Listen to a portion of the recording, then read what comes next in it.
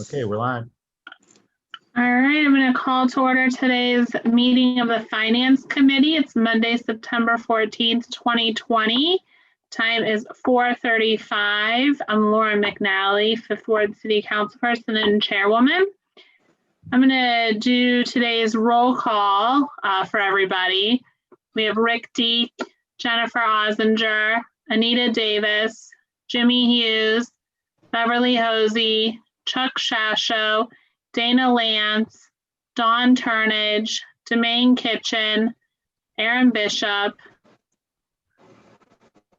Gail Slatterly, Harry Johnson, Julius Oliver, Kevin Flynn, Kyle Mizak, Mike Durkin, Mike Ray, Nikki Posterly, Samantha Turner, Tito Brown, Valencia Morrow, Chief Lees, Jean Leeson, Jeff Limbian,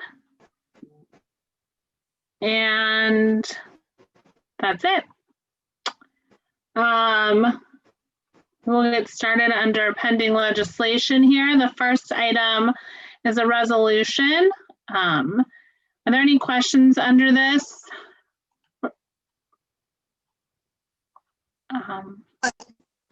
Anita, I know you're not on video, so I'm not gonna be able to see your hand up. So just yell out when you got a question. Yeah, I'm not trying to rectify that since I find my passwords. Down here, and I don't know if I could just name it. Well, you're breaking up. Oh, is Kyle on the call here? Yes, Kyle's on. Okay. Hey, Cal, could you explain to me on this here thing, what was it that we purchased, or what was the bond thing the item that was covered under this bond, if you still know about it? Through the chair, this is our annual assessment for our total value of our property, and the funds go to our bond sinking fund, which is our debt service fund. And we use these monies annually to pay on the debt issuance that was out in place to provide for the unfunded pension bonds back from 2006 that were refunded and reissued for 2010. So they cover both our safety forces and our general government employees bond funding to restore the monies to the state so that our our retirement funding is in place per actuarial requests that were calculated back in when they were issued back in 2006. So these are monies that come from the state of Ohio that are given to the county, that the county provides to us, that we turn around and pay down our debt service on refinancing for bonds that were put in place for our pension funding. And this is for the safety forces? For all city government, but both safety force employees and general government employees. Okay, thank you. It gets done every October, where the state notifies the county how much we're going to get, and the county notifies us, and we have to do a resolution. Okay. I just wanted to make sure I was aware of when this thing first began, this particular one, and that was in 2006, correct? The actual bonds that we are using to pay these monies that we're using dedicated, yes, they go back. They were issued for 20 years. They were refinanced back in 2010 at a lower interest rate, but they will be paid off in 2026. Okay, thank you. Anything else? Okay. Item number 2. Any questions for Kevin? Yeah, item number, oh wait, I'm sorry. I'm sorry. I skipped. No, I totally skipped. Let me start over. Item number 2 is actually the purchase of the truck for the litter control. not for Kevin's department, so sorry about that. Questions about this one? Student Chair. Go ahead, I do Anita. have a question. Just my clarification. Litter, that's under, is it under the health department now? Bob, if he's here, or someone? Anita, this is Erin Bishop. It's under the health department now. Okay, but does the health department not have within its own funding as opposed to environmental sanitation to purchase this? Anita, no, we do not. So that's why we were doing it like 20,000 through the litter control program, 20,000 through sanitation, and 20,000 through the waste management or wastewater. Okay, could you repeat that, please? 20, 20, and 20 from where? Yeah, so 20,000 comes from the health district's litter control division. 20,000 comes from the environmental sanitation funds, and 20,000 comes from wastewater division funds. Okay, thank you.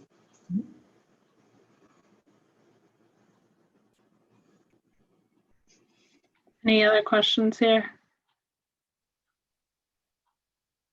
And then will this truck then be used for wastewater stuff? I get environmental sanitation, Yes. because that always made sense there. We do litter crossover there, but I guess the wastewater I'm a little confused on, sorry. Yeah, so we do work with wastewater as it comes to, you know, they'll find places when they're out, tire dumps, we go pick them up for them. So that's kind of where that came about in using the money. And we've been borrowing their dumps for a little bit. And, you know, that's been very nice and generous of them to give it to us, but we don't have anything. And right now, Bob Burke is picking everything up in his little S10 pickup from the health department. And we're talking clean outs and couches, and we have the huge CCA. We have our little crew from CCA. They bag everything, and then we go and pick it up and make like 20 to 25 back and forth with this S10 pickup. And it's just not doing its job. We could do a lot more. If you take a look at all the tires that we've picked up just in the last month, it's a lot. So I think this is the best way for us to have our own dump truck. We used to in the past, but it broke down and it's going to cost thousands of dollars to fix. Okay, so it'll be Bob's truck. Yes, and then he'll work and he'll have this crew. It'll be a cab truck, so they'll be able to bring, you know, the crew from CCA. Right now, they're just bringing their like van, and then they kind of do all the work, and then we pick it up in the our little truck. Okay. I'm going to move on. I don't think anyone else has questions here. Number 3. This is for the purchase of the boom mower for the street department. Are there questions here? I don't see anything. Okay. Number 4. This is for storm sewer repair. Are there questions? Samantha? Is Sharon or Nikki on the line? Or I see Nikki's here. I'm here. do you know how much we are expending to help get this to ensure that this business gets going from a city's side? Because this is outside of P&S Bakery, right? Through the chair, correct. This is the storm drain outside of the P&S Bakery. The city has not put any money into this project. Okay, so this just 100,000 is all that's going into helping this project move, to ensuring this project moves forward. Through the chair, yes. All right, thank you very much. And then my next question through the chair is for Chuck. Chuck, we don't have any, is this the first time we're seeing this cement problem in this drain? Through the chair. Yes, this was a situation where as they began to move in and occupy the building, and we were getting complaints in regards to on private property that it was flooding on private property. So we started investigating with various crews and different means and methods as to why it's flooding. And sometimes it does take some time to get to the bottom of it. So as we started exploring farther and farther away from their property, we discovered a section of storm sewer here that is got somehow filled with concrete, most likely through construction site washouts that just kind of happen when, with left unsupervised or so forth. But yeah, that's basically what happened. We have concrete that was dumped in the sewer and it hardened, and it's obstructing the sewer probably about 80%. It needs to be removed and repaired. Go ahead, Mike. Hey, Chuck, over there, is that the same sewer that ran to the river that the DNL Energy had dumped frack waste down in the past? Is that the same setup over there? It probably eventually gets there, but I believe that's quite a bit upstream from there. Okay, thanks. Any other questions here? Yes, through the chair. Samantha?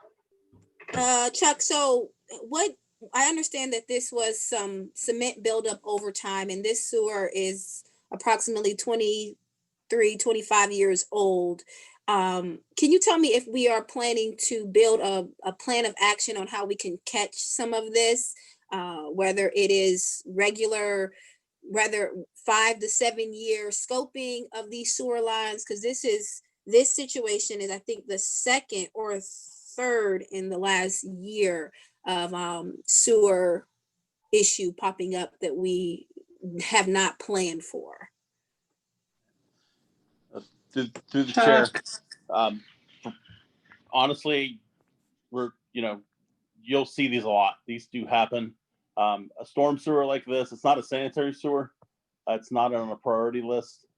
Sanitary sewers obviously are a little more higher priority, so we do televise them regularly as we get into this. I think I explained this to you the other day when we were actually on site, but sanitary sewers are the first priority. Storm sewers are a second priority for wastewater. This is an MS4.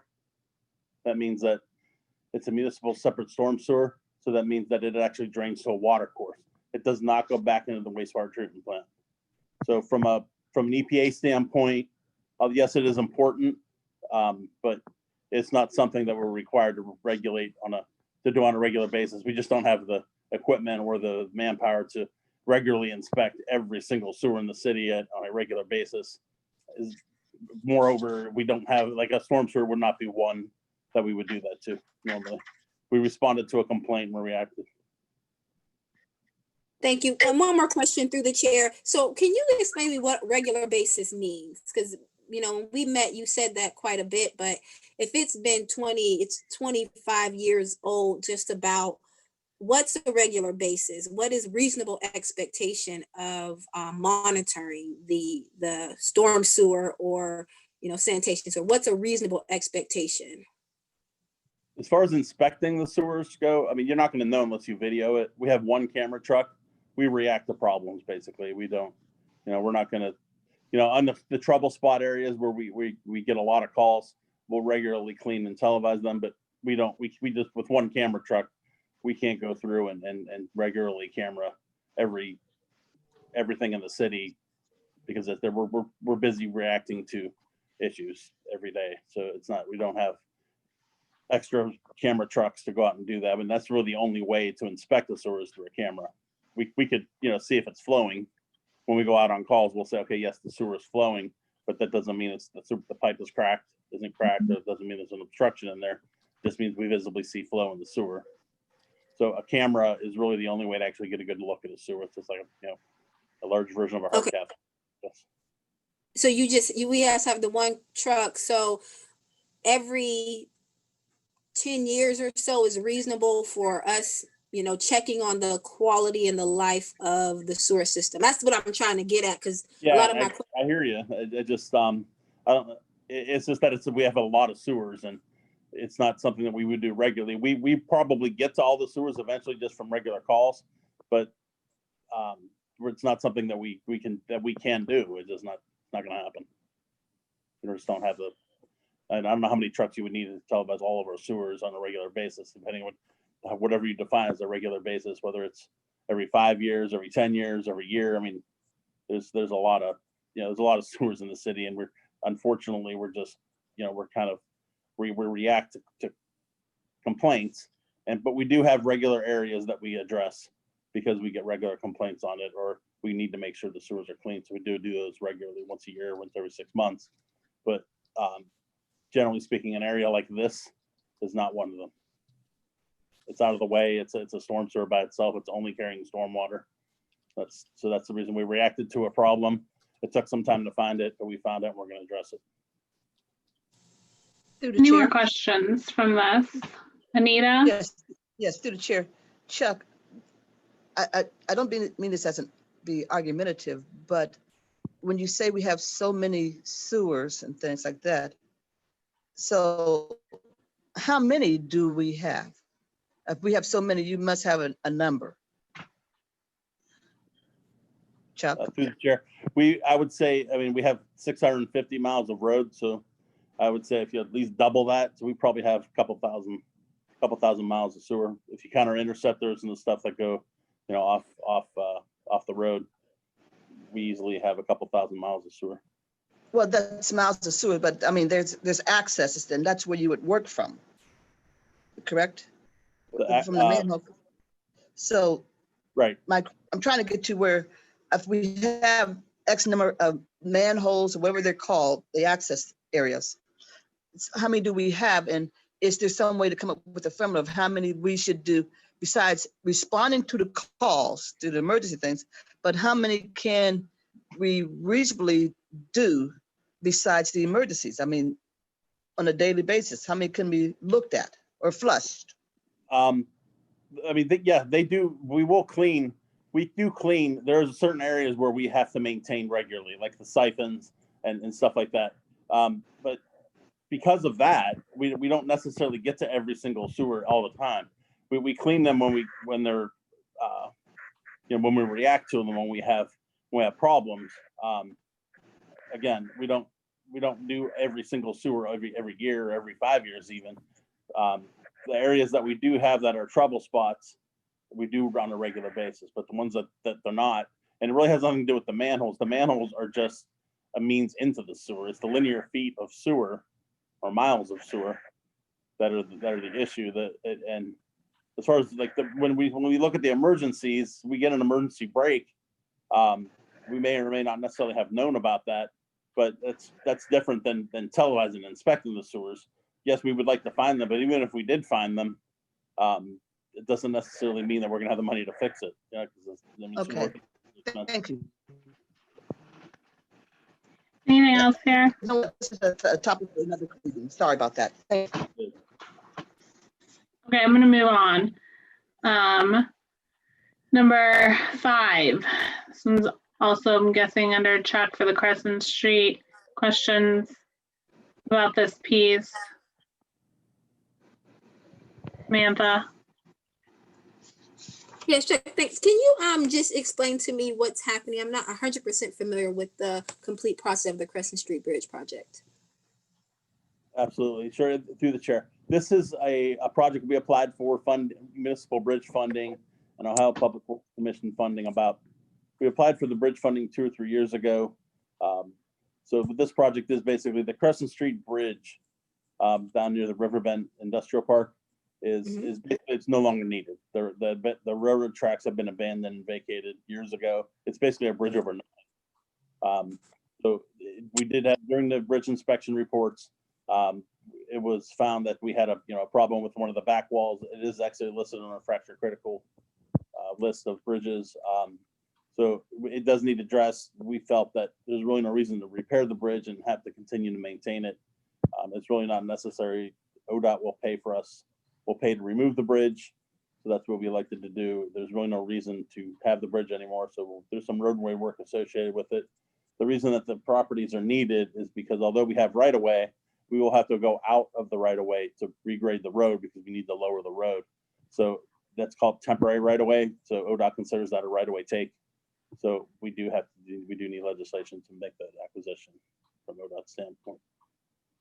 Thank you. It's still considered temporary though, Chuck? Or would it be ours? It's temporary right away for the duration of construction. We will be adding a couple of slope easements so that when we regrade the roadway, the adjoining property owners don't undercut the road or anything. And do you know how many property owners this affects, or? I believe there's 3 businesses down there that's going to affect. It's not, we've been in constant contact with them, working with them, so we're not, they're not opposed to any of this. They want to see the roadway repaired and so forth, because that does come with a fair amount of adjoining roadway work. Okay, move on to number 6. This is our annual grant that we do with the county for police department. Any questions for Chief Samantha? Thank you, the chair. Chief, what does much needed equipment mean? Because the budget wasn't attached.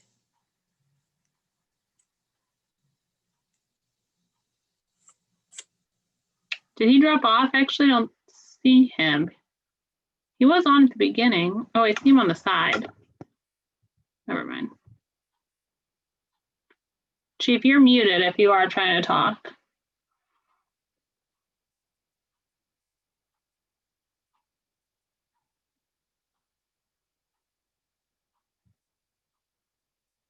Maybe he's having some audio difficulties.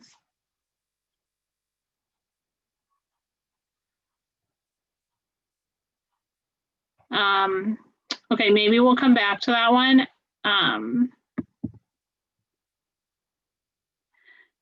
See, Basha joined the meeting, so I'm going to let the record reflect that, and I will circle number 7 for him.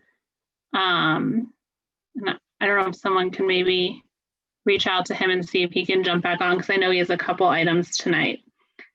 All right, number 8. This is for a dumpster pickup. Questions here, Samantha? Thank you, through the chair. This reads in the amount not to exceed $45,000 for waste management. This company is used for monthly roll-off dumpster pickup. And I just wanted to get clarity if this is $45,000 monthly or $45,000 annually spread equally over 12 months. Because it doesn't, it reads as though it's a monthly cost. Kyle, do you know? Through the chair, I'll hand. Mr. Durkin. Yeah, these are the roll-off dumpsters that we have down at the street department for various things. All of the mattresses that are picked up by our mattress vendor and or the litter control, all the trash that you see dumped on the roads or on people's yards. These are all the dumpsters that we keep down at the street department. We have spent a little over $20,000 now. And through the end of the year, we are going through it quite often. We're removing these dumpsters are being emptied at a pretty rapid rate. So this was to ensure that we had enough money to make it through the end of the year. We will have gone over the 25,000, so that's why I made it 45,000. Because that 25,000 that we have spent has only been since Bob Burke started with the street department or with the city. Before then, there was nobody in that position when Jen Jones vacated. So a lot of the dumping and issues weren't being addressed at the rate that they are now. They were being addressed by me and Kevin Flynn, but now at the rate that they are now, it's quite a bit. Thank you. Anything further? This is a yearly cost. Oh, this is a yearly cost. Okay. Anything else? Okay. Number 9, this is creating looks like a coronavirus relief aid fund. Kyle, did you want to talk about this, or do you just want to take questions? Anyone have questions? Kyle, I'm assuming we are creating a separate fund, like it says, to track money cut that we're getting, like the government money we're getting. To the chair, yes. We've received 2 payments that amount to roughly what I'm requesting in number 13 to appropriate. There is going to potentially be a 3rd payment, which I do know the amount. I'm not sure if those monies are going to be released by the state of Ohio. The General Assembly is encouraging through dialogue with the governor that those monies will be made available. So ultimately, if that final payment is released, we are going to be looking at roughly $5.3 million. And what about the monies that we had already gotten and expended for other things up to this point? How have we been tracking that? Through the chair, those are not the responsibility of finance. You have your HUD monies, which will be the responsibility of CDA, which will be used for both, I think mostly for programming. And then the police department received 2, and they are using those under the guidelines of the judicial department, and they'll be reporting on them. These are separate monies that are coming from the CARES Act from the federal government that were passed on to the state of Ohio, which the state of Ohio passed on to all of the counties. And then those monies were distributed based on population and a few other criterias across those townships and cities within those counties. Okay. So we're creating a fund here, and then I say see where you're asking us to appropriate the money. Do we need to accept the money first? No, we do not. Under the original resolution that was passed back in June, you've already gone ahead under the language in the resolution accepting those funds. And that resolution number was Resolution 2006. Okay. And do you guys have a plan? If you're asking us to appropriate it already, do you have a plan for appropriation then? We will be putting together documentation outlining the extraordinary measures and the necessary expenditures that we needed to end up putting in place for said actions taken by the city in response to the COVID-19. So yes, we believe that we are going to be able to show based on how we're going to put this together, and we will come back to you probably within the next 3 weeks outlining for you. It will not be through an ordinance. It will be through a letter from the mayor to the finance director explaining how certain departments utilized operations and as a result incurred COVID-19 expenditures. Okay, I would like to see that plan. Through the chair, you will see the letter. That's how we spelled out. I've been in contact with the state auditors, and they have, in essence, expressed that they would like it to be broad so that from their perspective with regards to audit, they want to make sure that we are using those monies for those services, but they do not want it done in a manner where it's detailed like an exact budget, because then it needs to be audited at that level, and they are not going to be able to have the resources to spread to do it in that manner. We are going to be required to use backup, and that backup will be payroll and operational records.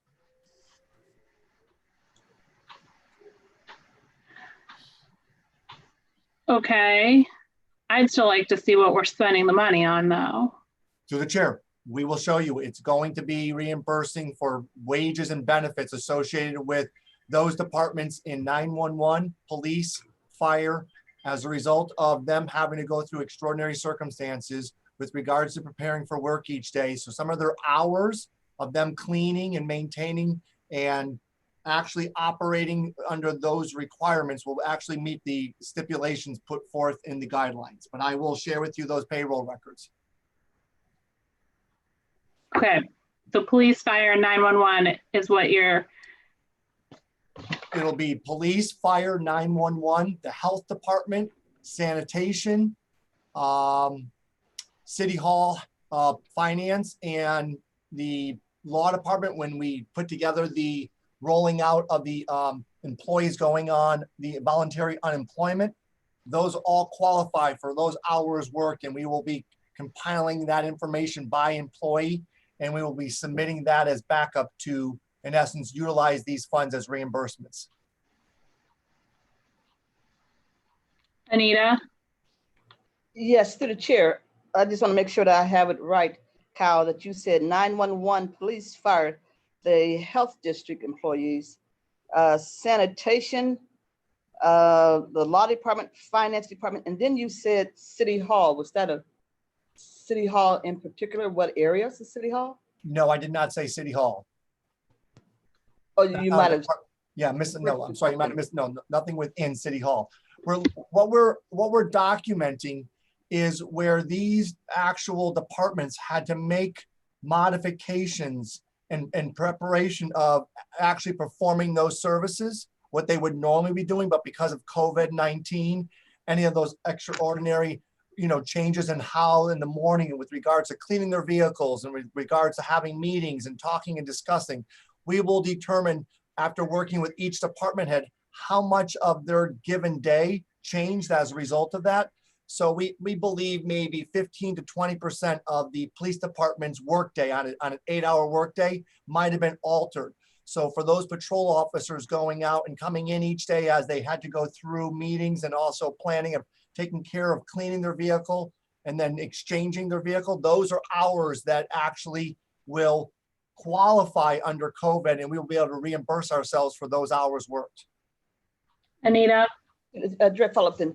So like when we had any shorts because the firefighters or the police officers may have had to isolate because of a possible exposure, would the overtime hours then be compensated, reimbursed to us?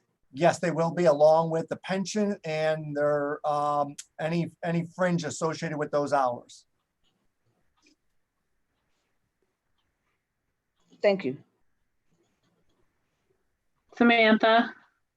Thank you, through the chair. So just to be clear, although the auditor is not asking for a detailed report, you're going to provide us with a detailed breakdown of how you came to the numbers you have for each department. Through the chair. You will be by each unit. It'll be all payroll related records. And yes, there will be a total which will be driven by payroll records themselves. I have no problem sharing all of that with you. Is it possible to have it before Wednesday? Through the chair. This will not be done until next month. Okay, so we don't necessarily need to appropriate the money then right this minute? Through the chair. We can just set up the fund? You need to appropriate all the money so that you have to appropriate the fund so that we can, in essence, reimburse ourselves for all these expenditures that have been made. In essence, we're going to use these funds to help close the budget gap.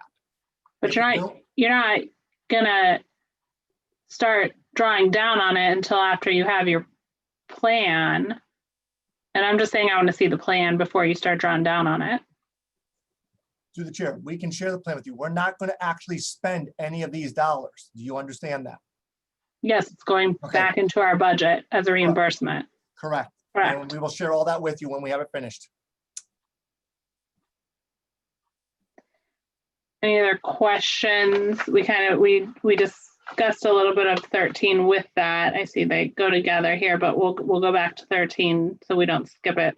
But number 9 in particular on the fund itself. Okay. We fixed Chief Lee's audio issue. So I'm gonna go back to 7 before we move forward. Chief Lee's, are you good now? Yes, thank you. Apparently I was on a different screen and I was hitting *6 and it wasn't having the desired effect. So we've been able to clear that up. So I'm back on. Okay, great. So just going back to number 7, this is, number 6. This is the JAG grant. Correct. That I think Samantha had the question on. Yes, I heard the question. The JAG grant is actually going to amount to half of that. We split that with the county. So it's less than $20,000. Historically, we have usually used it toward fleet expense, whether it be toward the purchase of a vehicle.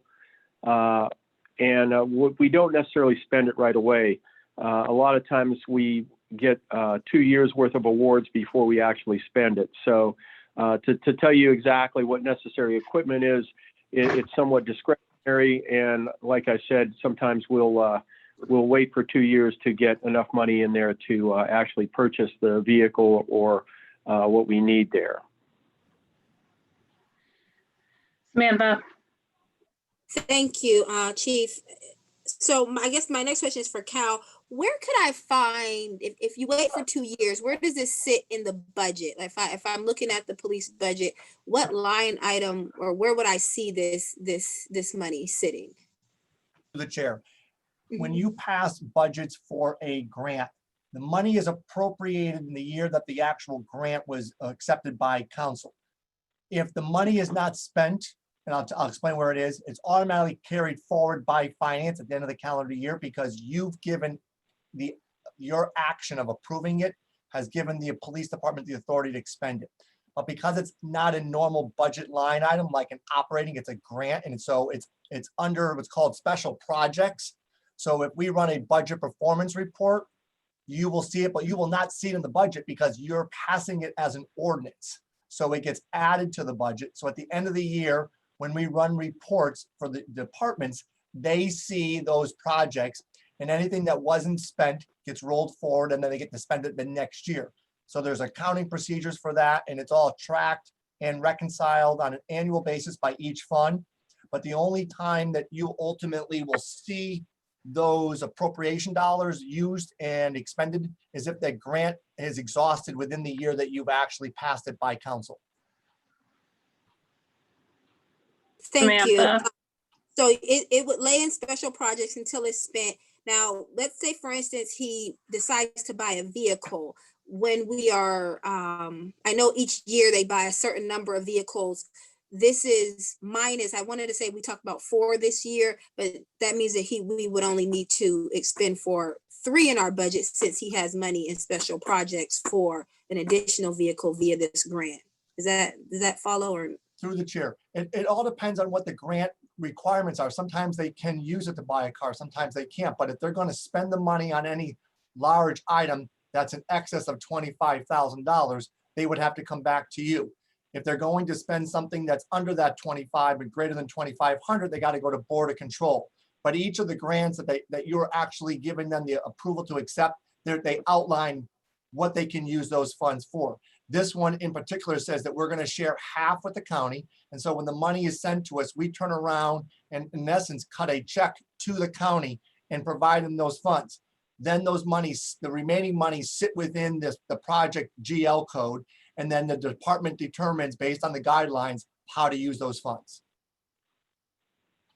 thank you. So I get that. So I guess my question is, if Chief Lee's needed 4 cars this year, and we got this grant, or next year he needs 4 cars, we're going to automatically take, because he said he could use it for or fleet expenses, that we deduce what we have from here, from our budget, because we have grant dollars for it. When do we make that decision, whether the money's there? I guess it might be a question for Chief. So when do you make the decision on, I'm using grant dollars for this and city dollars or our budget dollars for this? When would you make that decision? When will we know what you're using this money for? Through the chair, that's a kind of a year-by-year assessment. If we came upon let's say an unexpected expense that we needed a piece of equipment, this money could be spent on that as well. Actually, what we purchased used vehicles from other fleets with this money in the past in most situations. It hasn't been used on new car purchases. I think maybe 4 or 5 years ago, we put it toward new car purchases, but in recent years, what we've done is where we're picking up used vehicles for an unmarked car is where we've spent it. But it gives us the flexibility if, again, we had some other equipment that we needed. I know, again, we're looking at purchasing gas masks. That, might be something we would want to put it toward, or anything along those lines where it's equipment, we could use it that way.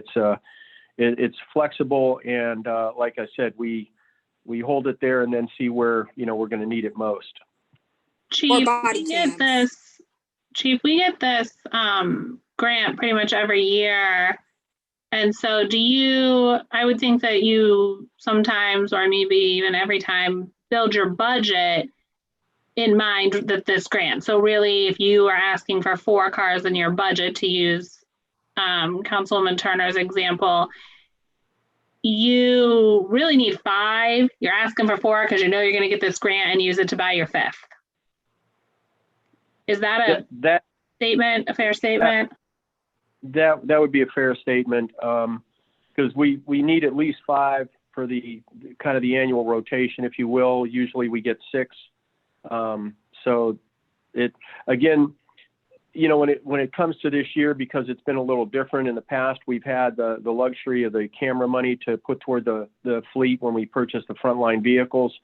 And like I said, going back about 5 years ago, what we did was essentially cobble together grant money and special fund money and again some general fund money in order to make our purchase for the frontline cars. So it's one of those things we make an assessment with how much money we have and what other expenses we're dealing with. Anita? To the chair. Chief, this is an annual grant, I think. We got it last year. Is that correct? That's correct.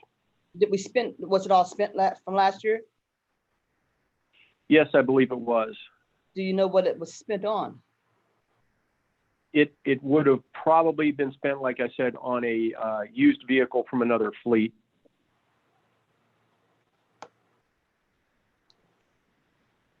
Thank you, Chief. Go ahead, Samantha. I'm sorry. Samantha. In that same vein, actually, I have 2 questions. No, really, I just have the one. If this is the first year, you're going to hold on to it this year, and at the end of next year, because you said you usually hold on to it for 2 years and then use it, so this would lay in special projects through next year. That's how you normally handle it, right? Like I said, it depends on a year-by-year basis. If we need it this year, we'll spend it this year. If we don't need it immediately, we'll let it sit till next year and then use it with the additional money that might come in. Okay, great. And then also, could you provide us with the year-end report? Because I'm assuming with the grant, you have to submit a report as to what you purchased in the last year or 2 with these funds. So, we can get just a historic look at what we're purchasing with this, and then we're better prepared for the future. Okay. Thank you. Anything else from anyone else here? Okay, I'm going to move on. Julius, I saw you on mute. That's why I paused there. Thank you. I'm just letting Valencia know I got to leave the meeting. Okay. All right. Thank you. Bye-bye. Congratulations. Thank you. Bye-bye. Anita. I'm sorry, I have to apologize because I was playing with my phone and going back and forth between phone and computer. Did we hit number 7 already? No, we didn't. We had to go back. So, and I'm having trouble reading numbers today, so I apologize. I hope this isn't so hard to follow as I seem to be having. But we'll go on to number 7 right now. We skipped sort of 6 and 7. So I think we're good with 6. We're going to move on to 7. Also for Chief Lee's, another grant. Anyone have questions here? Anita. To the chair. To Cal, this item you've had in front of you before, and it wasn't presented to council. You had some concerns about it. Could you tell me what is the problem, or what were the concerns? To the chair. Initially, Kyle. To the chair, thank you. Initially, when the chief came to the administration asking for the administration support in recognizing and also putting up this legislation. My worry was that if we ended up moving forward into the next calendar year, and even towards the end of this calendar year, would this, in essence, pinch us, handcuff us if we had to potentially downsize our safety forces if we could not close the budget gap, or if income tax revenues did not materialize so that we could at least going forward develop a balanced budget in 2021.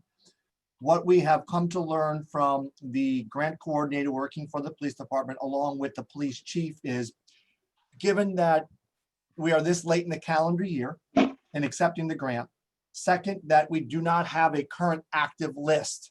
And on top of that, once a list is put in place, the fact that background checks will take quite a few weeks to finalize before the decision is made to actually hire, we are looking at not actually adding per this grant until next calendar year. So the mayor, along with myself and the chief, are in agreement that we can accept this and going forward, evaluate how the city stands at the end of this calendar year.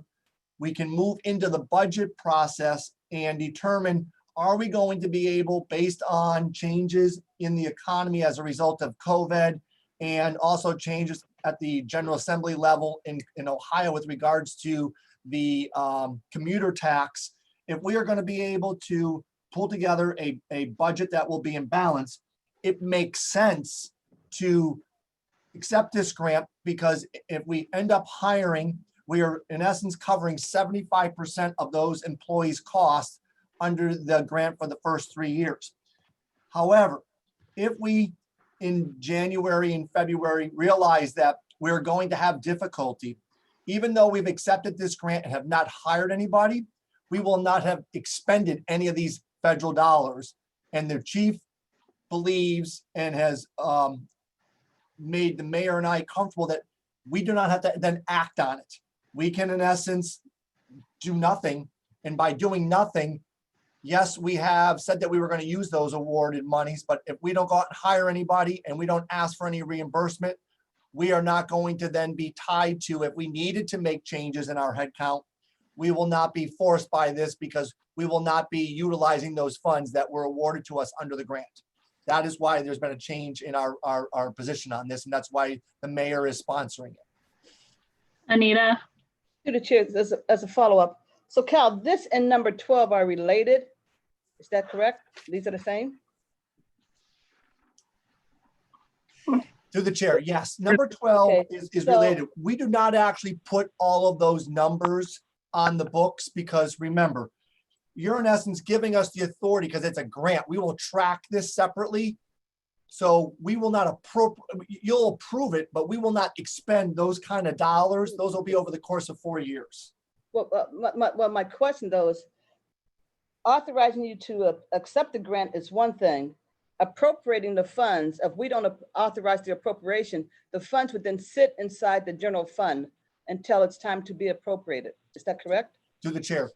No, they will sit in the police fund, and the way that those funds get used, we are reimbursed. So we spend our own money and then they reimburse it. So if we don't spend money designated for any of these cops, there will be no use of those funds, because we won't request those funds for reimbursement, because we won't hire those employees unless the mayor feels that council and the administration believe that we can develop a balanced budget and that we can end 2020 in balance. So we are in essence buying ourselves time to be able to make a determination if it makes sense to move forward. And because we have that luxury, that's why we're putting our support behind it. And we're asking you for your support. Then I'm at a little bit. Anita? If I Anita, do you want to ask your question, and then Chief, you can? Yeah, because I'm confused. I thought number 7 is the one that's we're authorizing us to accept this, and number 12 is the one that says you would then appropriate it to the police fund. But if it's not appropriated to the police fund, where does it sit if we don't appropriate it to the police fund? That's my question. Okay. Now. If I could get in here, there's a little confusion. Chief. The appropriation is actually from the last COPS grant. We're still spending the last grant. So that has nothing to do with number 7. Cal just said it was the same. To the Okay. chair, Chief, that has, It's a COPS grant, but it's a previous COPS grant. We're finishing it off. And that's the appropriation for the money that was brought in from the last grant. We're still spending it. through the chair, that is incorrect, Chief. Kyle. That is incorrect. You are requesting to appropriate the exact dollar amount that what this awarded amount is for on page 7. No, that is appropriating those funds. Those are companion pieces. One is accepting it. So Anita, it does not need to be appropriated. You can actually accept the grant and then we can wait until next year and actually appropriate it through a separate ordinance next year.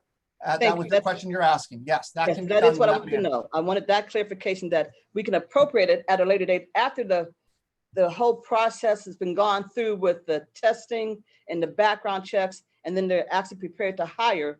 That's when we would appropriate it to the police department, and it would sit into the general fund until then. Not the general fund. It'll be in the police department fund, but that's where the money will be. Correct. But they could not utilize it until we allowed them to utilize it.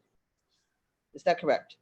Well, through the chair, the mayor and the administration would not go out and hire people if we're going to not have the appropriations in place. So it would be best of counsel that if we end up closing 2020 in balance and then we're looking at 2021 and we believe that we're not going to have difficulty balancing the budget with the current workforce, it would make sense to immediately appropriate it, because if we're going to move down that path because we accepted it, it should be the next action that we appropriate. The idea of you wanting to postpone makes sense if you want to wait to see how we close out 2020. Right. Okay, that's what I want. Thank you, Cal, and to the chief. I wanted to make sure that we had that ability to say we can wait to appropriate these funds. The chair. It doesn't have to be done today. Mayor. Just wanted to clarify that the first thing we needed to get council is just to authorize us to accept the grant, and then we're going to work through with the number of attrition and retirement through the YPD. We want to make sure that we're going to have a right number. So the first thing that we need, and if council would consider, is just authorizing us to accept the grant, and the appropriation will come when we look at the numbers at a later date. But this gives us an opportunity to use these funds for that. Okay, thank you. Okay, Samantha. Thank you. So I just want to, my first question is community policing. Can you explain to me what that's going to mean for the department? And the mayor, I'm kind of confused now because the mayor said we're going to look at retirement and nutrition, but it specifically says for community policing services. So how is that going to impact us as a city? And then I have another question after that, Laura. So, Chief, do you have? I think I follow that. The grant would be used obviously to hire. One of the priorities is to get enough staffing out there so that we can restore the community police to its original configuration of one officer for each of the council wards, if that's what the councilwoman is asking. Yes, that's what I'm asking. But so you're not needing to hire 8, you're just needing to hire, what is that, 3 officers, since that's only what we're going to be using that for? Through the chair, we're going to be down about 10 officers by the end of the year. I'm filling shifts right now with overtime, in addition to having moved about 5 officers from other assignments to fill the patrol cars. So hiring 8 will certainly be something that I feel that we would do through the life of the grant, if not within the next 12 to 14 months. And that's the concern, is that that we won't possibly get into a position where we would have to lay off. And you know, I see attrition occurring on a regular basis. So like I said, I think we'll balance out on this, but we will eventually hire all 8 that are in the grant. So I understand that we hire all 8 in Samantha. the grant. Thank you, Lauren. But I don't want to hire 8 that might go into a task force when this specifically says community policing. So I guess I just want to have a clear picture of what this looks like for the community as a whole. Enforcement is enforcement, but I would like to see, if we have this and this is for community policing, I would like to push as many of these dollars towards community policing efforts as possible. So 8 officers for community policing means that we're servicing our community in a different way than what we're servicing them today. So this is a great grant. We're matching it with $250,000 of our dollars. So I can get on board, but I gotta just know that this is going towards community policing efforts, and I'm not gonna find this guy on a task force, busting down a door. I'm gonna find him talking to a neighbor and building relationships. That's what I'm getting at, and that's what I see here. I don't have the grant language in front of me, but I want to make sure that we're getting to that and we're working towards that type of relationship with our community. And this seems like a good way to start it. Through the chair. Oh, Mayor. Oh, go ahead. Sorry, you both are talking. I'll yield my time to the chief. Go ahead, Okay, Chief. please. Okay. Through the chair, like I said, our first priority would be to get the community police unit back to staffing.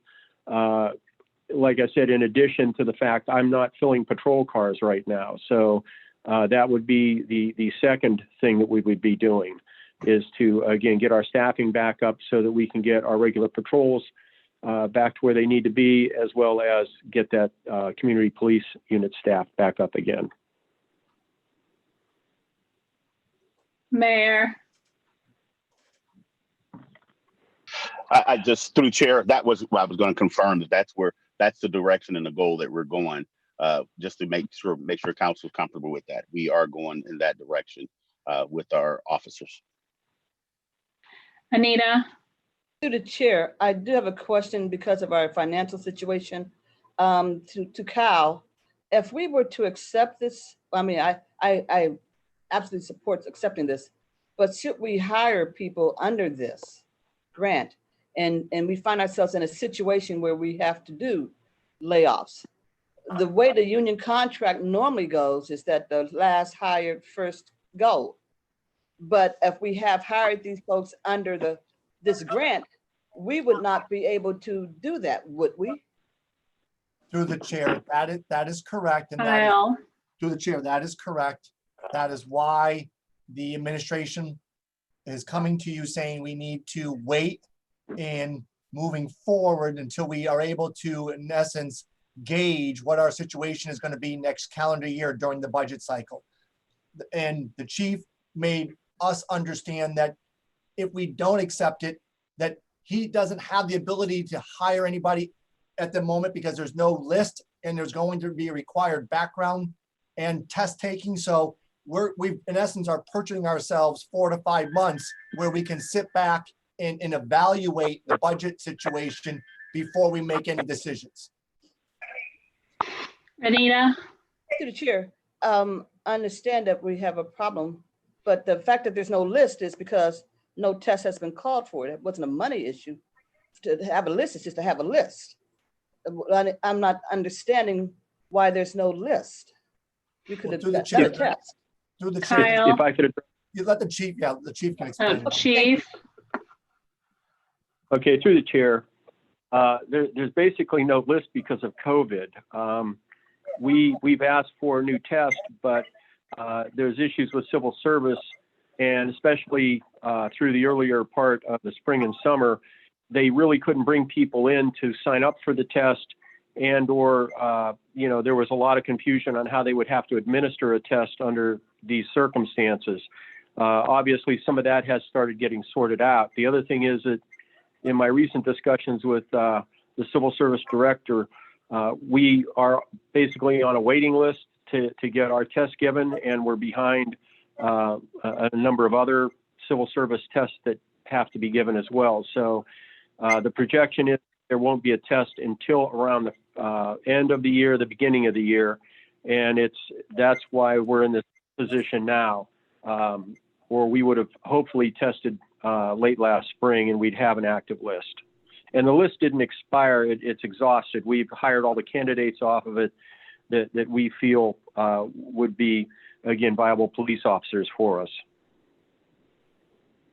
Mike?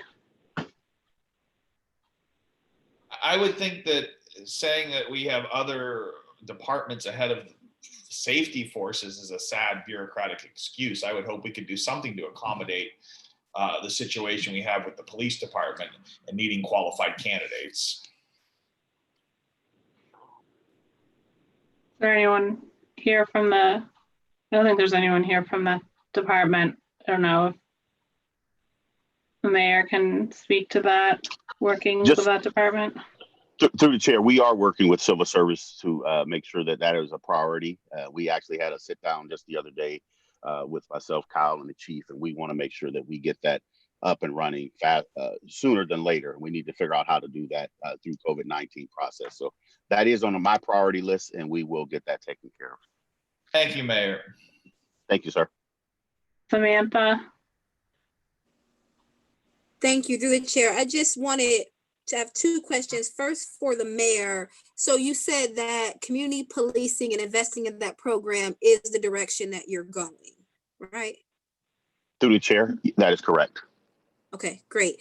And then for Cal, what happens if we accept this grant and then in 2021 we choose not to hire? What then happens? Do we just reimburse the government, or we can hold on to it until June of 2023, just to get clarity? Kyle?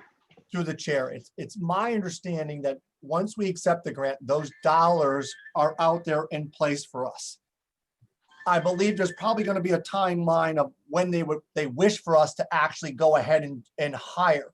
So I believe that if we get to the new calendar year and we have an issue with balancing our budget because of uncertain times, the decision needs to be of council that if you're not going to appropriate these dollars, we're in essence not going to use them, so we're not required to make any reimbursements.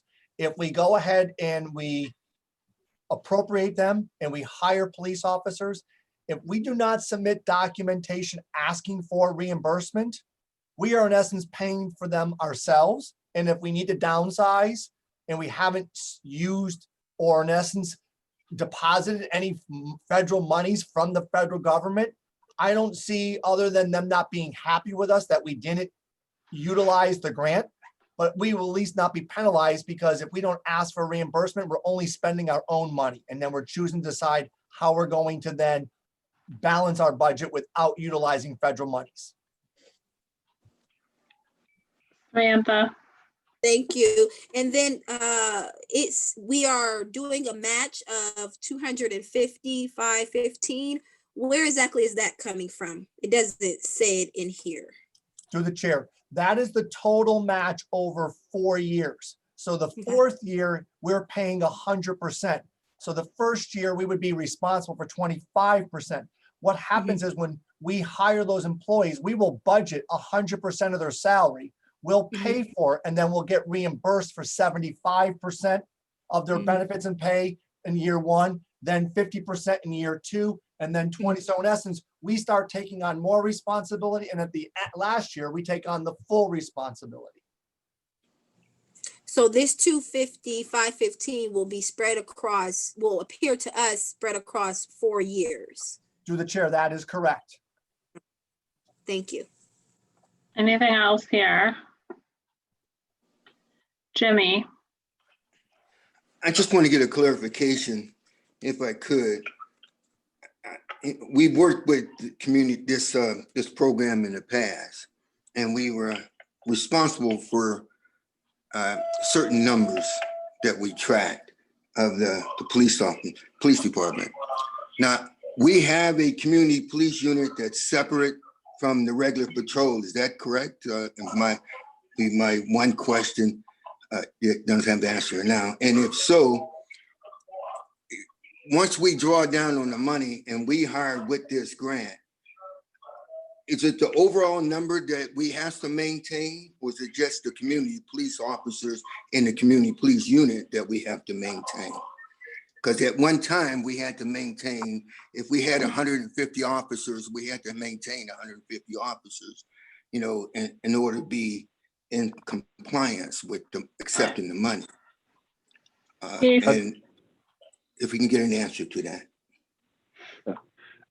Through the chair, we set up a baseline of 143, and we're actually almost below that now. Baseline meaning that we should show additional officers beyond that 143. Our budget this year was for basically 150 officers overall total. Now, the other thing about this is that in order for us to default on this, what we would have to do is lay off officers that were hired under the grant. The baseline hasn't been an issue in the past on this COPS grant, as long as we do not lay off officers that we hired with the grant. Now, through the attrition that we've had, the attrition that we would anticipate, that's very unlikely. And the way I look at it and the way I talked to the mayor and Kyle about it was, over the next 3 years, we're going to have to hire 8 police officers to just fill the basic ranks. Even if we don't get up to 150, we're going to have to hire at least 8. So with this grant, we can either get help hiring this 8, or we can take on the expense of hiring 8 officers over the next 3 years and you know, have it entirely our responsibility. So we can, like I said, we can get help with the 8, or we do it on our own. And that's what I think is a way to kind of look at this grant. The baseline has not been an issue as long as we do not lay off the individuals we hired with the grant. Anita? Chief, how many officers do you have right now? Right now, we have 143 sworn total. And the 8 would bring this up to 151, but you're expecting retirements and things like that. Yeah, I expect 2 retirements between now and the beginning of the year. Just to help put this in perspective a little bit, since March of 2018, we've lost 31 to retirements or resignations. And with the loss of 31, we've actually hired 18. So I think we're in a pretty good position here to predict that we'll hire 8 over the next 3 years, and we would retain at least 8 of them. The problem that we had a couple of years ago that seems to have dissipated a little bit, we were bleeding people to other agencies, and that seems to have slowed down for us. Anita? Thank you, Chief. So we lost 31. That was through retirements and quitting. What about promotions? Is that included in the 31? No, that would just be through retirement and resignation over that period. And through the chair to the law department, I think maybe the law department, or I think Cal, if we had to reduce our numbers and we had to deal with the officers that we hired under this grant, and then we have a contract that says last hired, first retired, where do we lie? I mean, how do we balance this stuff, you know, so that we don't get hit having to pay the government back all this money? I mean, how does that, is it in the contract somewhere that says excluding community police officers? Jeff, I think. Dana's on from the law department. Dana? To the chair. The Kyle? contract, as you said earlier, that if Through the chair. If we were to hire. Sorry. Kyle, you can answer, and then if Dana, you have more to add, you can add after. Through the chair, the contract calls that if the last person hired under a layoff process would be the first person that would be required to, in essence, leave the job. So that is the concern of the administration, that if we have a situation going forward. We don't want to do that because one, we would jeopardize ever being able to be awarded the grant in the future. There potentially is a mechanism to avoid that, but that is difficult to quantify, and because again, it comes back to timing. We do not know when people are going to always retire or fall ill or decide to take a different job. So as the chief explained, we're going to have a sizable amount of attrition going forward. We will at the same time eventually see promotions of people, retiring out of YPRO, and then patrol officers promoting up into YPA from YPRO. So the numbers are not going to grow dramatically. That is not going to be our problem. Our problem is going forward. There's just this big unknown around the horizon, and that's the situation. And there really are no perfect solutions of how we would navigate that because we don't know what's going to happen. So the fact that we've got this 5 months of lead time is why we believe this makes a ton of sense to and actually accept it, because we can evaluate our circumstances better in January than we could do right now. And we're not handcuffed, other than eventually when we get to December and January, we got to make the decision. Are we going to appropriate and move forward, or are we going to stand still and try to determine how we're going to manage things without having to be handcuffed by a COPS grant, which means that, if you're going to have any downsizing, you can't lay those individuals off. Thank you. Dana, did you have anything else? No, we have to follow the union contract as it regards layoffs and the priority. So if the accepting the grant were to compromise that, it would put us at odds with ourselves, as Kyle said. And I think that's the evaluation concern going forward, but we cannot circumvent the union contract because of a grant. Thank you. Okay, Jimmy?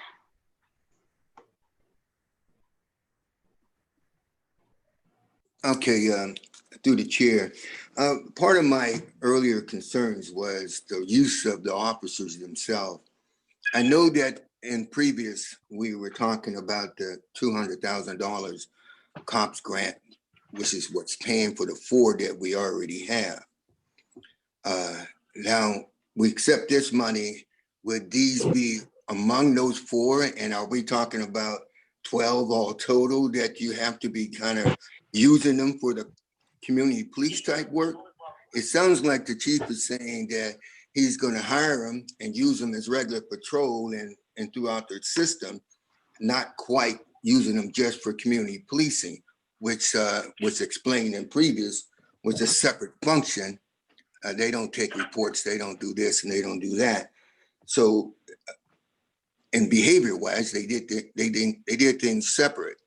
Now, giving us community police officer in all 7 wards, I get that, but what that means, you have 4 plus. If we hire 8, we have 4 plus that, we have 12. Now, what do the other ones do?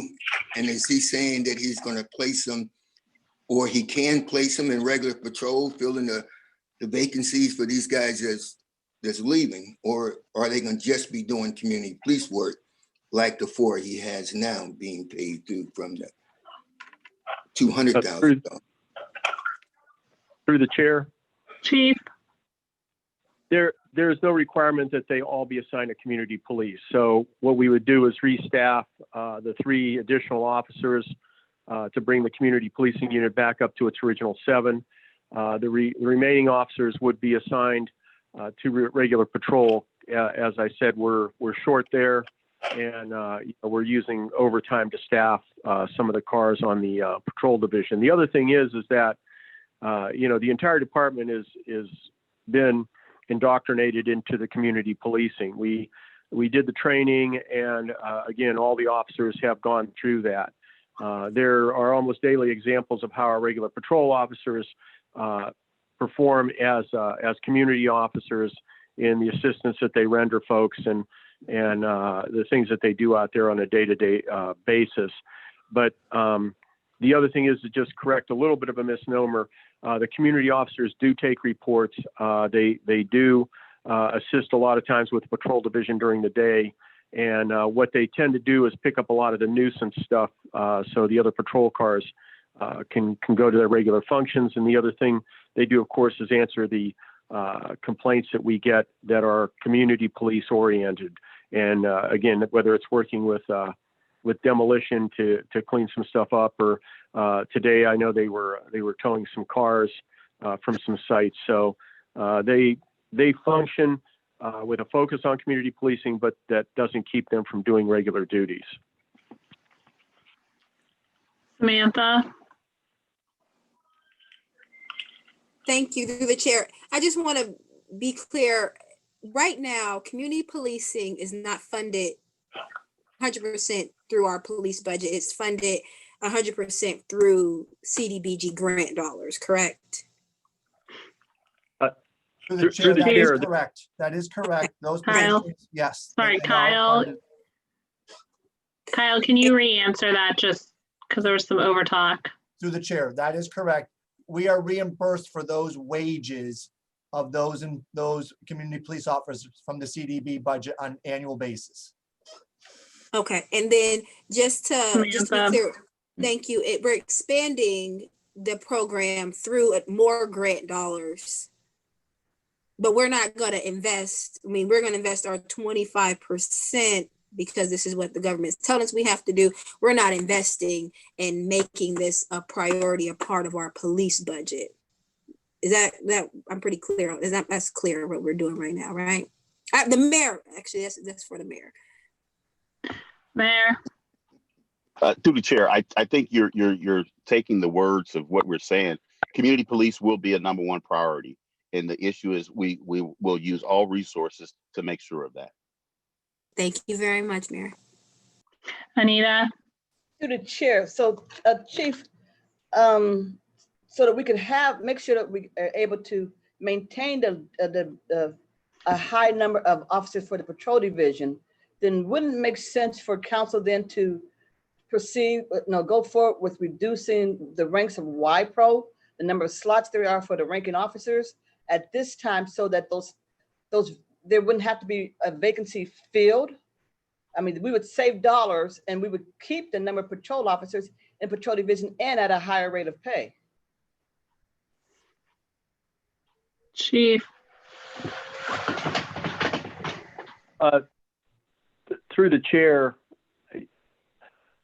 I don't know how viable that is. I mean, we have to have basically some of the staffing that we have within some of those investigative areas and the supervisory positions. To say that we're going to reduce the number of supervisors and put more officers in the street would be a misnomer, I think. I don't know how you would gain there. I know theoretically you're looking at that, but like right now, I have issues in the detective bureau with how many cases the detectives are individually carrying on their day-to-day, investigations. So to try and cut staffing there would be difficult. Our family services unit, which I do have a sergeant assigned over there as well, their caseload likewise is very high. The last thing is that I did increase the number of supervisors in the patrol division simply because we have a very young department, and I think we should maintain a certain level of supervision there where we have reasonable span of control with those supervisors. So I believe everybody that we have is being utilized correctly, but do we need more patrol officers? Absolutely. Just to bring it back to the grant, Anita, did you have a follow-up? Yeah. So I was going to say that this is something that's for maybe the safety committee to address as opposed to finance committee, because it's a lot more detail. And my only question was, would we save money by reducing the ranking officers in increasing and taking that money savings and increasing the patrol division, and we would still save money because they're still at a lower rate of pay. And that would be for a question for Cal that I actually want that from. Cal, give me the dollars and cents of it. Would we save money if we reduced the ranks and then hired more patrol officers? Through the chair, on straight looking of paper, yes, but it depends. Then you got to go back to, are your patrol officers going to pick up the extra duties that are required? Where YPRO does, that's the difference with today's day and age of young people. But on basic paper, yes, you're going to save money because there's just a 15% differential between the highest patrol officer and the starting detective. So the fact that there's a 35% difference between the starting patrol officer and the highest, yes, the savings are going to be sizable. The question is, as the chief said, can we maintain the proper management, because you're going to have much younger police officers out on the street versus more seasoned. So that would be a management question, but on a financial level, yes, the savings would be dramatic. Thank you. Okay, so anything else on this on this grant, on accepting this grant and how the 8 officers are going to be utilized once hired from this grant? We look good. Okay. I'm going to keep going then. We had to come back here to 6 and 7, so I'm skipping the ones we already spoke about, which was 8, 9, and going to 10. Number 10 is a grant for the health department. And this is, again, I think one of our annual grants for minority health. Does anyone have questions here for Aaron? Okay. Aaron, you might get off easier than everyone else tonight for the grant. I think so. Okay, Yeah. so number 12 is, we already talked about this. This is appropriating the COPS grant. Since we just talked about it, I'm assuming there's nothing further on this one. And then number 13 is appropriating that CARES Act fund that we spoke about in depth. So are there any more questions around this one? Okay. Number 14, 15 are both discretionary funding. I did have a question for Kyle. Kyle, were we able to use any of our downtown events federal plaza fund for this event, to support this event? Through the chair, I did some research to find out if anybody actually made a commitment by the administration to actually pay for this. And based on the feedback I got, there were indications that people kind of alluded, but nobody actually came forward and said they were going to fund this. So if the administration didn't agree to it, the administration's not going to spend funds that we didn't in essence enter into an arrangement to provide those services. So that is why right now it's being shared between council individuals and the administration. And that is how I came up with a mechanism to meet those needs of the vendor. Samantha? Cal, what are we expending those dollars for? What are we, moving those dollars around to, if not an event like this? Just kind of want to know what we're using those dollars for, because I think it was at 4,000. And we haven't had an event this year, so I just want to know, what are those dollars being utilized for? Through the It chair. was like 150,000 in that fund. Through the chair, we have a budget deficit right now. So anywhere that we can choose to not expend funds to balance the budget is a priority. Remember, we're forecasting $3 million short in just income tax. We're going to have other revenues. So we're not going to, and I don't want to use the word frivolously, but the mayor has required that all department heads work to reduce expenditures.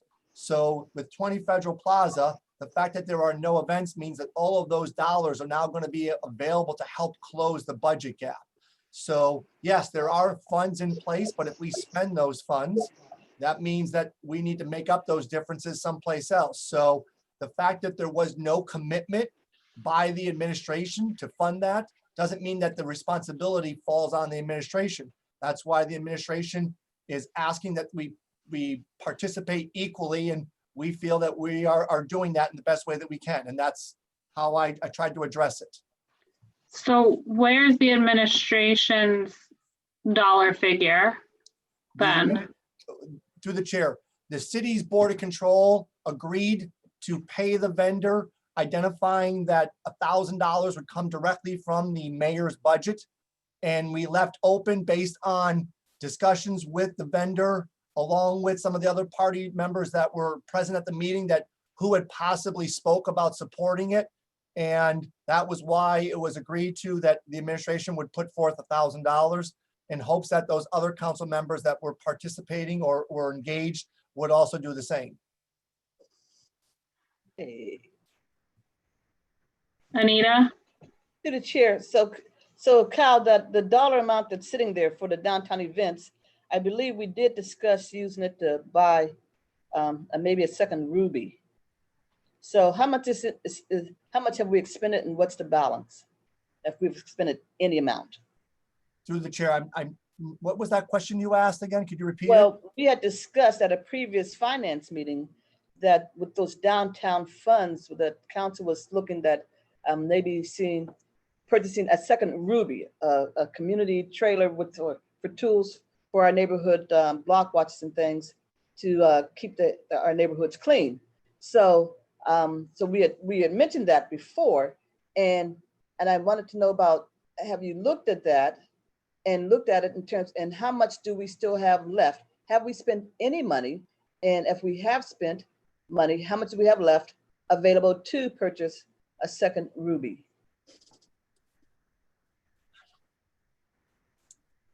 Through the chair, I'd have to get back to you. I don't have that right in front of me. If you give me a moment, I'll look that up, what's actually in the fund. Because again, the fund doesn't generate any revenue, so we make transfers every month per budget into the fund. So at the end of the year, those monies, if we don't use them, we can either leave them there for next year and then not fund the program next year because the monies will already be available, or by council's choice, if we need to return those monies back to the general fund, we will, to close the budget gap. But that will be a decision of council because you're in charge of appropriating those funds.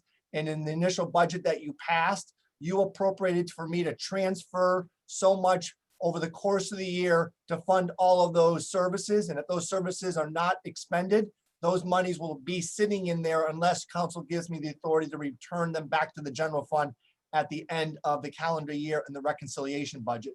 But if you give me a moment, I will look online and I'll come back to you and give you an answer of what's left in there cash-wise. Thank you. Sasha? Thank you, through the chair. I think Kyle kind of answered my question. I was going to ask, because I was under the impression that this fund is under the mayor's budget. Is that correct? Or through the chair, it is its own separate fund. So council appropriates and the administration expends those monies that council approves to spend from that fund, but it's separate of the general fund. Thank you. Samantha? Thank you. This question is for the mayor. I just want to get clarity. It's not, even the year's not over, so it's not your position that the city downtown events is not going to support or work with any projects. You're just not fully funding this one because no agreement was made for the city to do so. Through the chair, that is correct. We did meet and had several meetings, but that was never requested. And I think I would have been open, and those who were working with them would have been open had that request been made. during that when we first make the initial sit down. So we're now opening with the amphitheater. There may be opportunities to have permits for some events through the health department getting approval. But this event did not even ask. They actually mentioned that they were going to sponsor the event, and we later got a bill at the later point. So it was kind of more, we decided it was kind of a moral obligation. It was a great event. If the conversation would have started earlier that, hey, we may need the city support or would like city support. I did not know that there was an email that was sent to council requesting those dollars. It would have probably triggered me to say, hey, let's really talk about, are you going to be able to sponsor this or not? And that was not the case. Okay. Thank you.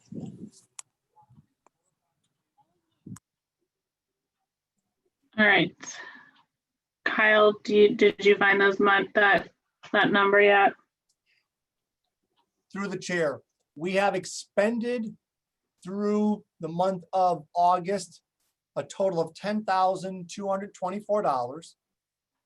Year to date, we have transferred in revenue of $81,000.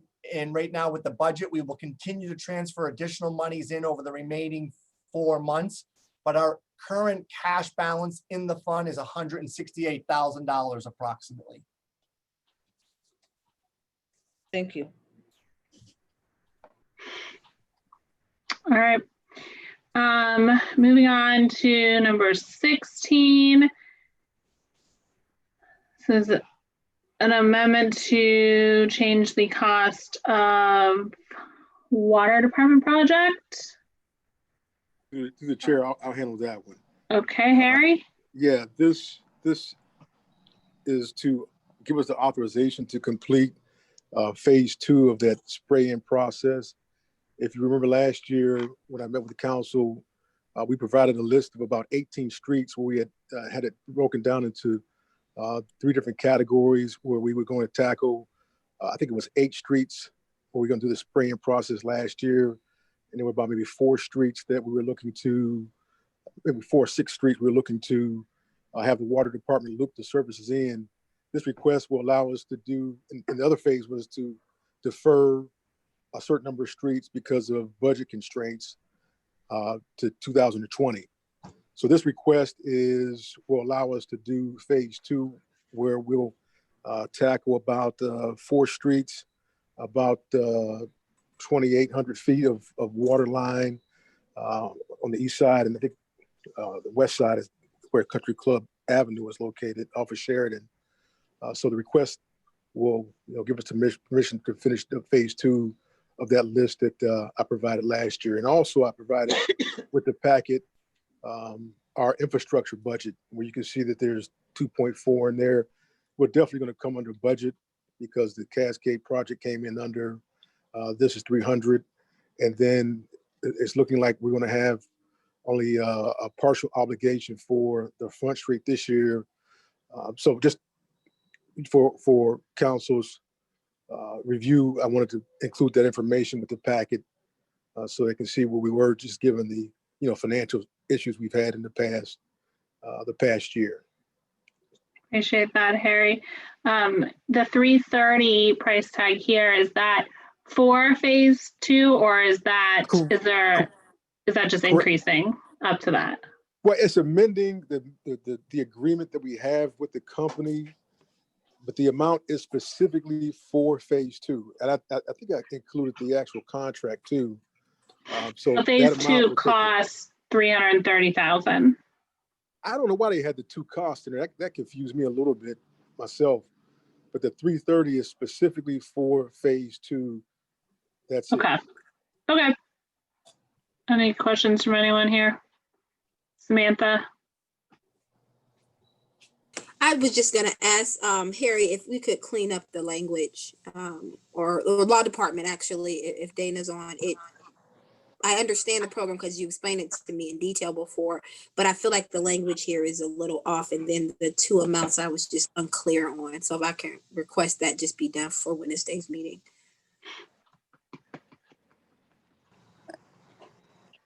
Lauren? Dana, yes. If I can through the chair. Because the prior ordinances had talked about an amendment we had to be consistent with the language so that we were further amending. This is actually an addendum with an additional cost of $330,000. And that's why we had to provide history in the ordinance so that you could track all of these changes. Otherwise, it would look as if it were a standalone. So the agreement that's authorized very clearly will state that it's an additional $330,000.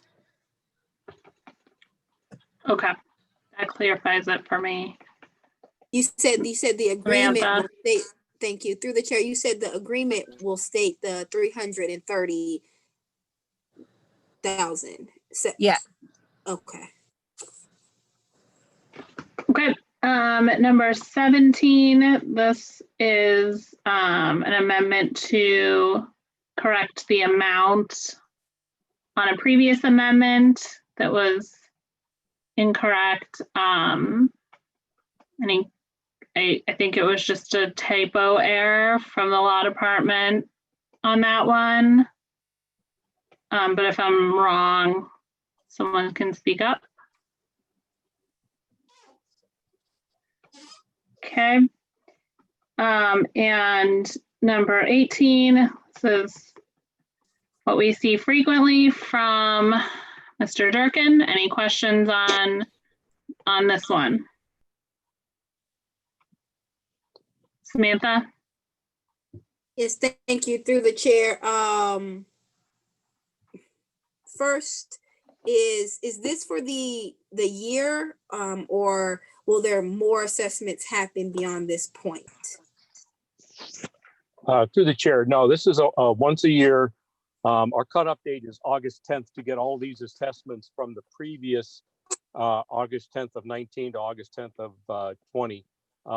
To get everything down to the county auditor so that he can put the assessments on the taxes. So this is done every year at this time, and they will go on as of January 1.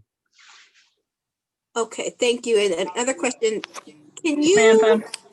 Thank you. Can you tell me, or maybe Cal, what is our ROI on this? So what do we get back from all this? I mean, I see some of these people are local, and I just want to know, how do we go about collecting these dollars or ensuring these dollars are being collected? To the chair. Kyle. In 2019, we had an opening balance of uncollected assessments of about, between demolition and weed cutting and board up, the three together amounted to roughly almost $9 million. Of that $9 million, we were able to collect through property taxes $320,000. So this year, when we add to the tax bill that you are passing tonight, we will be adding those amounts to those tax bills of those individuals who are still delinquent. Now, some of those tax bills that are delinquent are properties that nobody has had any activity, and we are using a third party to research that. We do at times uncover those monies. And when uncover those individuals. And when those individuals start to agree to a payment plan, we then adjust what is held at the county level, and then they start making payments through our third party. But you ought to appreciate, when you go back and see how many vacant properties that we have and that we mow, and that there is no identified owner any longer, but still on our tax records there is.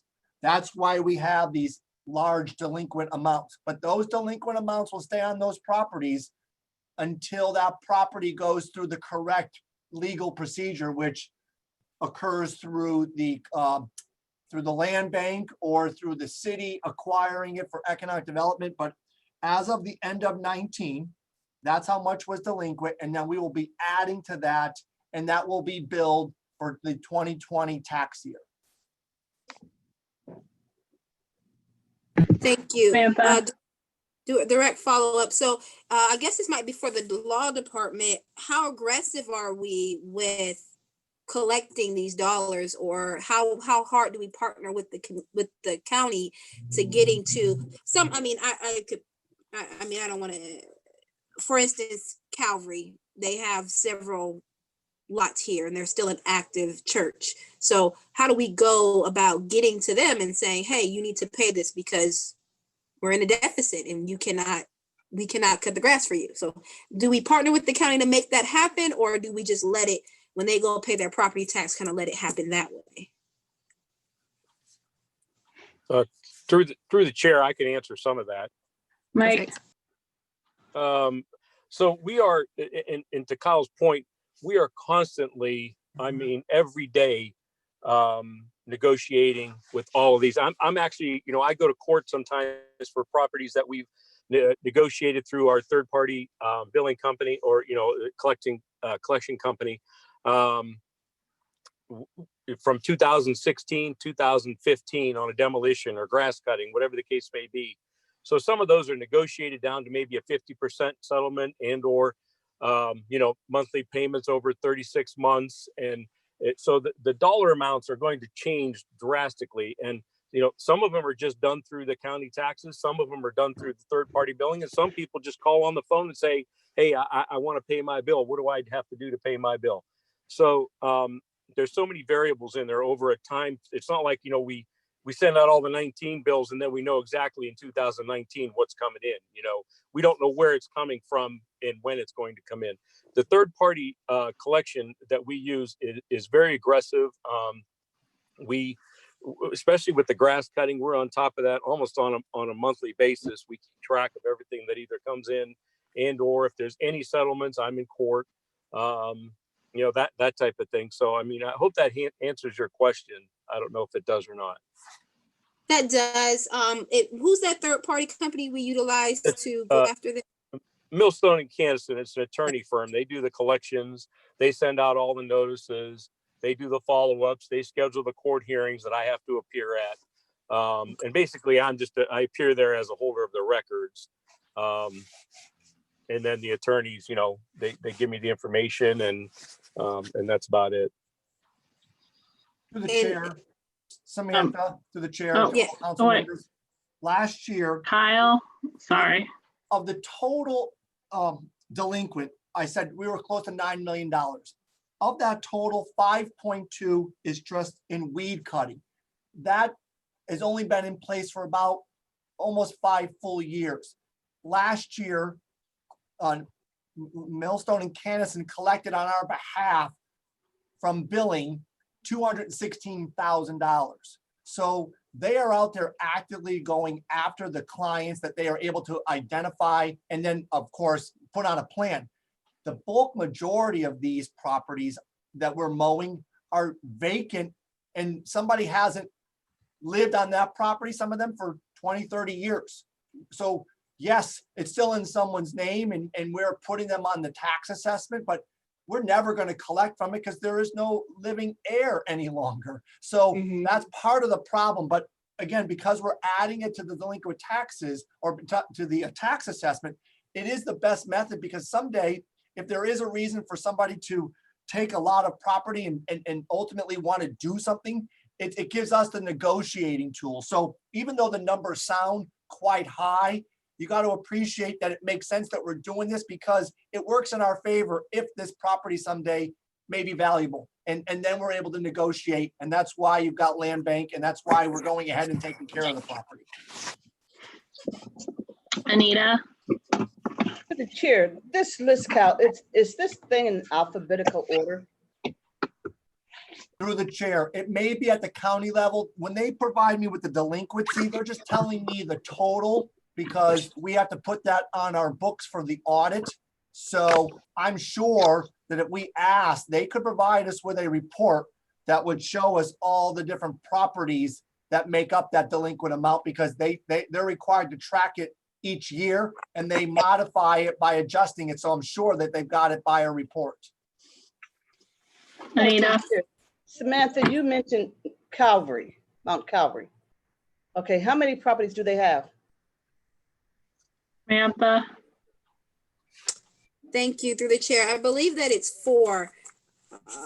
I'll pull it up because it is in alphabetical order. So you can look them up in the first, I'm going the wrong way. first couple pages.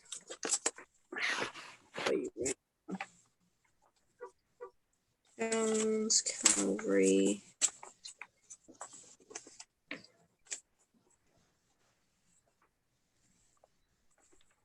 Where are you?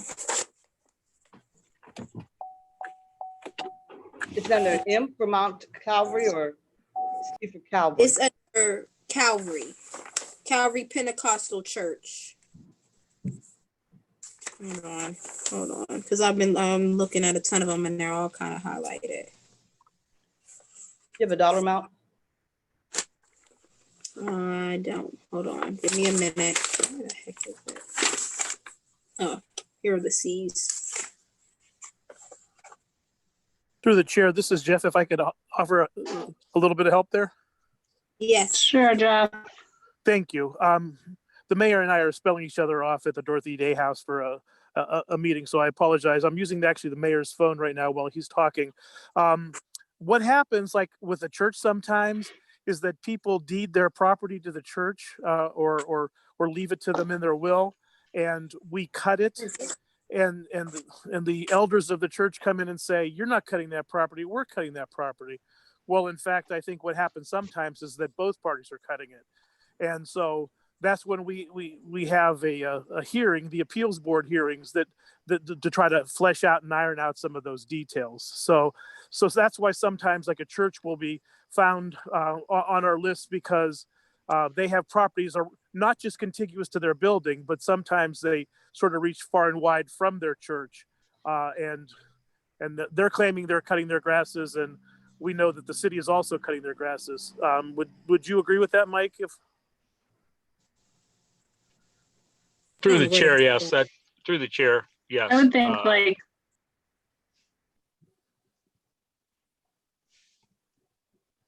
Sorry, yes, through the chair. That's an important thing that would be to make entity on there multiple years. Through the chair. I'm sorry. Was that Mike? No, oh wait, hang on. Mike, were you going to respond to Limbian's comments? I thought I heard you step in. Yes, through the chair. That's correct. And that special assessment board that we have that actually hasn't met for 3 months only because of the COVID issue. That's where we actually weed out a lot of these problems. And then you'll see like on your agenda throughout the year where we remove those assessments. And those are the ones that, they come in, they explain to us what's going on. They explain to the board, and then the board votes to either reduce it and or remove it altogether, or it just gets paid. So yes, that's correct. Right, Samantha. Thank you. Through the chair. So they have 7 properties of a total of $1,050. And I utilized them because it was just one of the first ones that I saw that is local that I could recognize. So, what is happening and how you reconcile the list, that's fine. I'm just trying to get clarity on how, when you see a name that you recognize, or we know that someone operates this, like I just happen to look down right now and I just see Kenneth Simon. We all know who that is. So I'm just want to know how we knocking on those doors and getting those dollars. That's where I'm at with it. Is there's so many Sky Bank, they're here, and that seemed that would be low hanging fruit. That's all I'm saying. To the chair, I was just curious because of all names she picks out as of a church. Nita. I'm sorry. Through the chair, it was brought up as an example for the church, but we have Mr. Mark King, our habitual repeat offender, who has probably 100. So I was just curious how the example that was utilized. I would have used Mark King as an example better. That's all. Not Mount Calvary or Simon. Okay. Thank you. Okay, any more questions on these assessments? Okay. That is everything under pending legislation here. So under miscellaneous, more just an announcement that this committee is going to be holding our meetings on Mondays at 4:30 moving forward, rather than reverting back to our old times. This committee did work with the administration to come up with a good administrative process for legislation submission and deadlines that worked for them and us. And the law department is disseminating that and handling that. So thank you to them for leading the charge there and making sure everything is smooth with our change here and our meeting dates. The other question, though, that we needed to decide was whether or not we were staying virtual, perhaps through the end of the year. Maybe is a good timeline to think about for the committee here. I'm not sure what my other members thought in terms of virtual or in-person meetings, but something we need to decide on. And if we stay virtual, perhaps through the end of the year, making sure that we have that technical support for our new meeting date and time to cover this. So let's make that decision of virtual or in person before our next meeting. Does that sound good to my colleagues?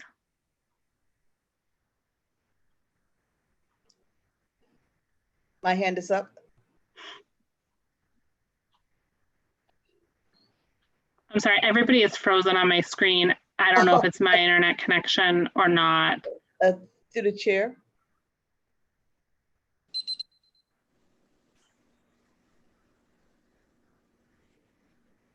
Through the chair. I can hear you, Anita.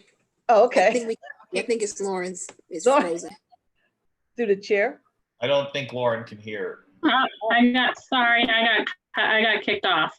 I froze up and got kicked off. Can everybody hear me now? Yes. Yes.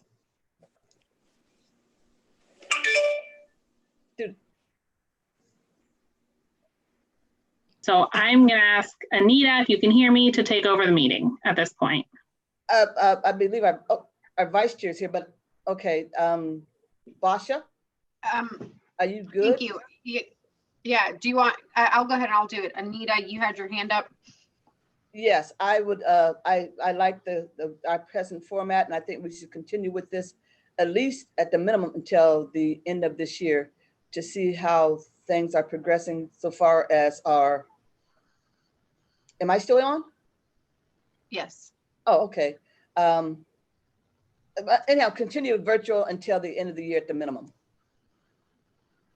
I concur with that. I agree. I think we should leave it as is. I just want to make sure that our clerks do have the technical support needed to continue the meetings like this, but I think that's being discussed and taken care of. So that was agenda item number 3, miscellaneous. Is there anything else?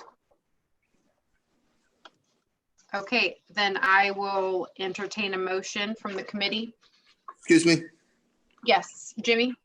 Yeah, I think Lauren was trying to get the committee as a whole group to comment on whether or not we're going to go to the end of the year or what we was going to do with this. Not just the committee, I thought. I think it was just for the finance committee, right? Is that what we were just talking about?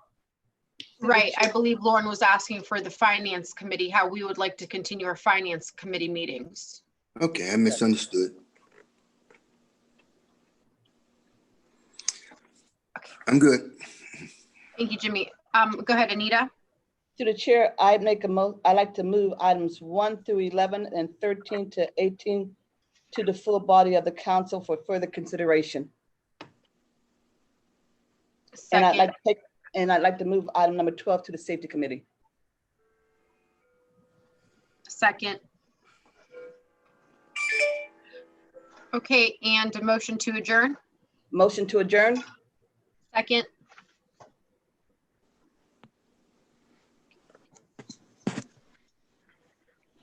See you guys.